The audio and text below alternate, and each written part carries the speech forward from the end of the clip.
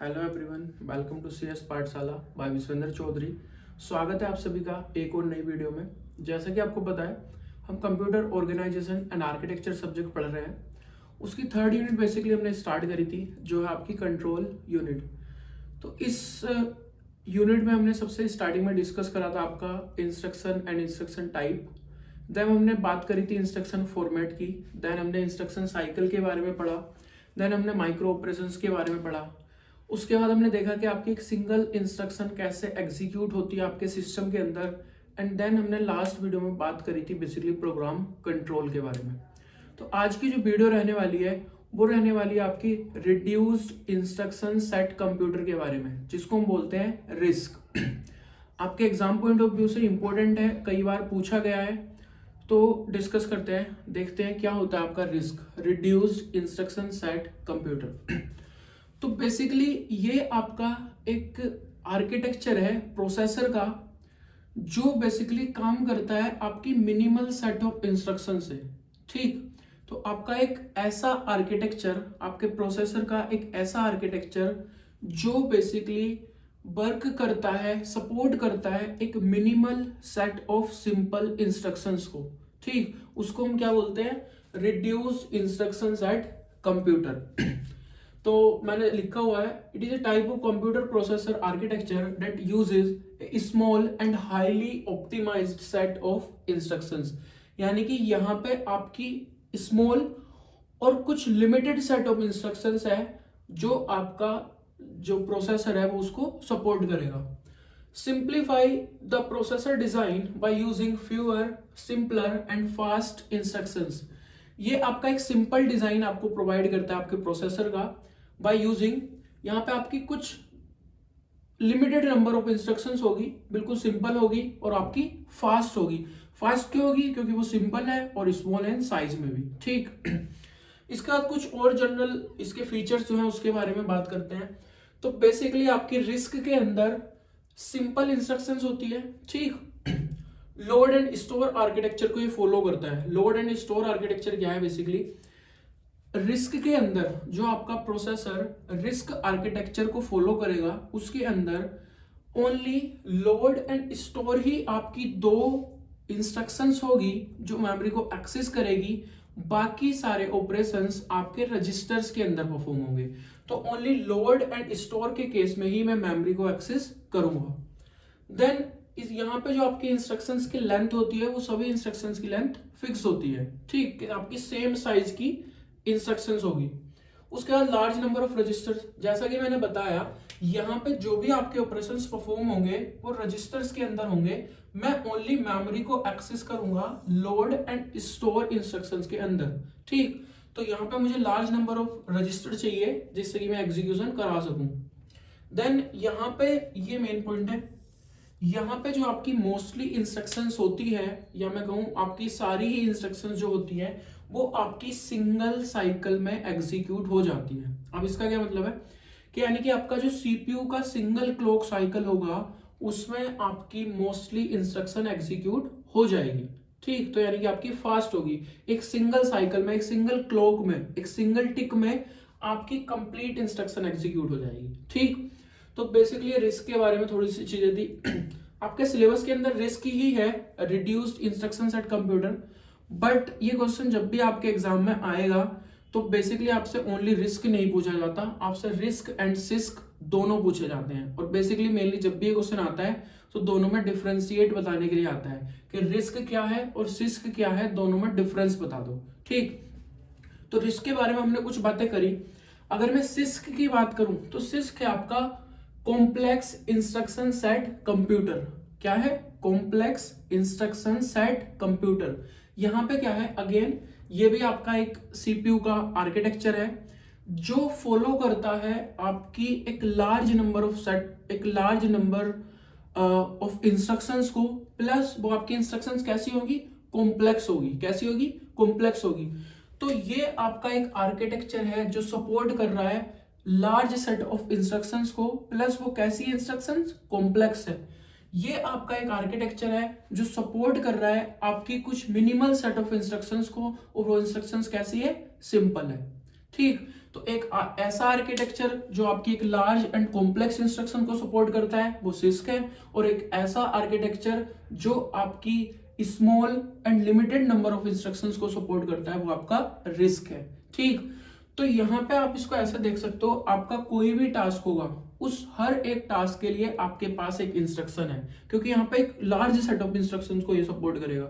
यहाँ पे कुछ लिमिटेड इंस्ट्रक्शंस है, उसी के हेल्प से, प्लस सिंपल है, उसी के हेल्प से मैं कोई भी आपका कॉम्प्लेक्स टास्क परफॉर्म करूंगा। ठीक, इसका मैं अगर आपको एग्जांपल समझाऊं तो मैं क्या कह रहा हूं, यहाँ पे हर टास्क के लिए एक इंस्ट्रक्शन है, ठीक, वो कॉम्प्लेक्स इंस्ट्रक्शन होगी। यहाँ पे आपकी कुछ सिंपल इंस्ट्रक्शंस है, उसी के हेल्प से आप आपके जो कॉम्प्लेक्स टास्क भी है उसको परफॉर्म करोगे। ठीक, तो बेसिकली इसको आप ऐसे समझ सकते हो, फॉर एग्जाम्पल, मतलब ये रियल एग्जाम्पल नहीं है, मैं ओनली जस्ट आपको समझाने के लिए बता रहा हूँ। फॉर एग्जाम्पल सिस्क की अगर मैं बात करूं तो मैं कह रहा हूं यहाँ पे हर एक पर्टिकुलर टास्क के लिए आपके पास एक इंस्ट्रक्शन है। ठीक, तो मैं एग्जांपल ले लिया मैंने मल्टीप्लीकेशन का। किसका एग्जांपल ले लिया? मल्टीप्लीकेशन का। तो अगर आपको मल्टीप्लाई करनी है तो यहाँ पे तो आपको इंस्ट्रक्शन अवेलेबल मिलेगी। ठीक, तो आप मल्टीप्लाई के लिए कोरस्पॉन्डिंग, फॉर एग्जाम्पल यहाँ पे इंस्ट्रक्शन आपकी MUL, तो आपने MUL लिखा, उसके बाद दो आपने नंबर लिखे, तो इन दोनों नंबर की मल्टीप्लाई हो जाएगी। लेकिन सिस्क इसी पर्टिकुलर टास्क को हो सकता है उसके पास इस पर्टिकुलर ऑपरेशन को डायरेक्टली परफॉर्म करने के लिए इंस्ट्रक्शन ना हो, ना सपोर्ट करता हो, तो उस केस में इसके पास कोई ऐसी इंस्ट्रक्शन होगी, कोई सिंपल इंस्ट्रक्शन होगी जिसकी हेल्प से ये पर्टिकुलर टास्क परफॉर्म कर सकता है। फॉर एग्जाम्पल, जो मैंने एग्जाम्पल लिया है इसके केस में अगर मैं बात करूं तो मैं मल्टीप्लाई कैसे कर सकता हूं? एडिशन की हेल्प से। ठीक, फॉर एग्जाम्पल आपको मल्टीप्लाई करना है 7 into 5, तो यहाँ पे आपके पास डायरेक्ट इंस्ट्रक्शन है, MUL आप लिखोगे, नंबर लिखोगे, आपकी नंबर की मल्टीप्लाई हो जाएगी। लेकिन यहाँ पे आपके पास हो सकता है वो पर्टिकुलर इंस्ट्रक्शन ना हो, तो आप मल्टीप्लाई कैसे कर सकते हो? एडिशन के थ्रू। अगर आपको 7 और 5 की मल्टीप्लाई करनी है तो आप 7 को 5 टाइम्स ऐड कर लो, है ना, तब भी तो आपका वही रिजल्ट आएगा। तो ऐसे आप इसको समझ सकते हो कि यहाँ पे हर पर्टिकुलर टास्क के लिए इंस्ट्रक्शन है, यहाँ पे कुछ सिंपल इंस्ट्रक्शंस है, उसकी हेल्प से वो पर्टिकुलर टास्क परफॉर्म होगा। तो बात करते हैं इनके बीच के डिफरेंस की, जो आपके एग्जाम में कई बार पूछा गया और पूछा जाता है। यहाँ पे क्या है, आपकी सिंपल, आपकी small and simple instruction set है। ठीक, यहाँ पे आपका large and complex instruction set है। यहाँ पे इंस्ट्रक्शन आपकी सिंपल है, उधर कॉम्प्लेक्स है। यहाँ पे कुछ लिमिटेड इंस्ट्रक्शंस है, यानी कि आपका स्मॉल इंस्ट्रक्शन सेट है, यहाँ पे आपकी लार्ज नंबर ऑफ इंस्ट्रक्शंस है। ठीक, उसके बाद यहाँ पे आपकी जो मोस्टली इंस्ट्रक्शंस है वो फिक्स्ड लेंथ की है, उसका साइज फिक्स्ड है, लेकिन यहाँ पे आपकी इंस्ट्रक्शन जो है वो वेरिएबल लेंथ की है। ये यूज करता है आपका लोड एंड स्टोर आर्किटेक्चर। जैसे मैंने अभी बात करा, ओनली ये दो ही इंस्ट्रक्शंस ऐसी हैं जो आपकी मेमोरी को एक्सेस करेगी। ठीक, बाकी सारा जो भी काम होना है, आपकी जो भी मैनिपुलेशन होनी है, कोई भी टास्क परफॉर्म होना है, वो आपका रजिस्टर्स के अंदर होगा। यहाँ पे instructions can directly access memory, जो भी आप इंस्ट्रक्शन एग्जीक्यूट करोगे वो सारी मैनिपुलेशन कहाँ होगी? मेमोरी के अंदर होगी। ठीक, यहाँ पे आपके पास एक लार्ज सेट ऑफ रजिस्टर्स है। क्यों? क्योंकि आपको मेमोरी में काम नहीं करना, कहाँ पे करना है? रजिस्टर्स के अंदर। जो उसका रिजल्ट आएगा उसको आप स्टोर करा दोगे मेमोरी के अंदर। यहाँ आपको कुछ लिमिटेड सेट ऑफ रजिस्टर्स ही चाहिए, क्योंकि आपको सारा काम कहाँ पे करना है? मेमोरी के अंदर करना है। ठीक, उसके बाद यहाँ पे जो हार्डवेयर का डिजाइन है वो सिंपल है, क्योंकि आपकी जो सिंपल इंस्ट्रक्शंस है वो सिंपल है। अब फॉर एग्जांपल आपकी एडिशन की इंस्ट्रक्शन है, बिल्कुल सिंपल इंस्ट्रक्शन है, तो उसके कोरस्पॉन्डिंग जो हार्डवेयर चाहिए होगा, मेरे को हार्डवेयर कंपोनेंट चाहिए होगा, फॉर एग्जांपल एडर चाहिए होगा, वो सिंपल होगा, उसका हार्डवेयर भी सिंपल होगा, तो आपका प्रोसेसर भी सिंपल होगा। ठीक, क्योंकि प्रोसेसर के अंदर ही तो आपके सारे पर्टिकुलर हार्डवेयर यूनिट है जो पर्टिकुलर टास्क परफॉर्म करेगी।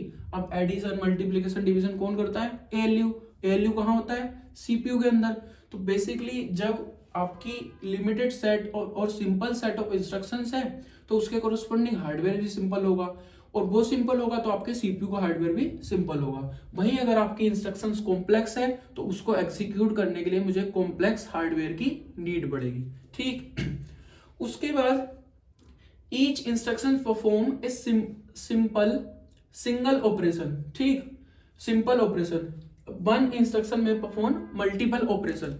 यहाँ पे जो आपकी एक इंस्ट्रक्शन है वो simple and single operation perform करेगी। ठीक, यहाँ पे आपकी एक ही पर्टिकुलर इंस्ट्रक्शन मल्टीपल ऑपरेशंस भी परफॉर्म कर सकती है। ये भी आप एक पॉइंट पढ़ोगे, यहाँ पे बेसिकली जो यूज होता है आपका 3 एड्रेस इंस्ट्रक्शन फॉर्मेट यूज होता है।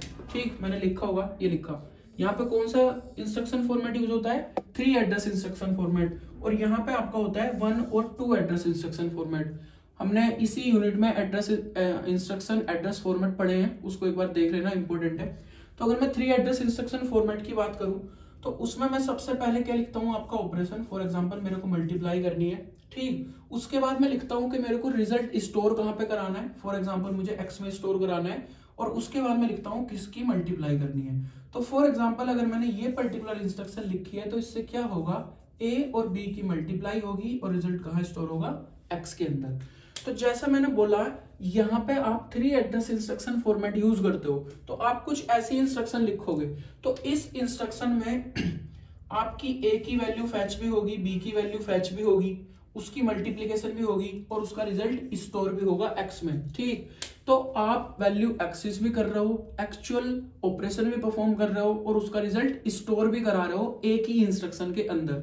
तो इसीलिए मैंने लिखा है एक सिंगल इंस्ट्रक्शन आपकी मल्टीपल ऑपरेशंस परफॉर्म करती है। वहीं अगर मैं बात करूं इसकी, तो यहाँ पे आपका सिंपल और सिंगल ऑपरेशन होगा, क्योंकि यहाँ पे आपकी 1 और 2 एड्रेस इंस्ट्रक्शन फॉर्मेट हम यूज करते हैं। अगर मैं 1 की बात करूं तो 1 का केस क्या हो जाएगा, for example load A, store A.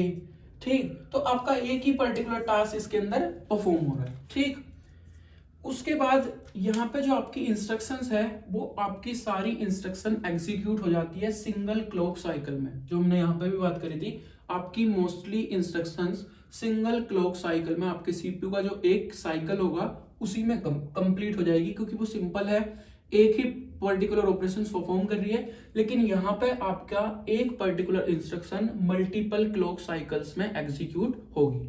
ठीक, उसके बाद मैंने यहाँ पे लिखा है प्रोग्राम साइज इज लार्ज, यहाँ पे लिखा मैंने प्रोग्राम साइज इज स्मॉलर। तो ये सेम पॉइंट मैंने डिस्कस किया था जब हमने बात करी थी आपकी different types of instruction format की।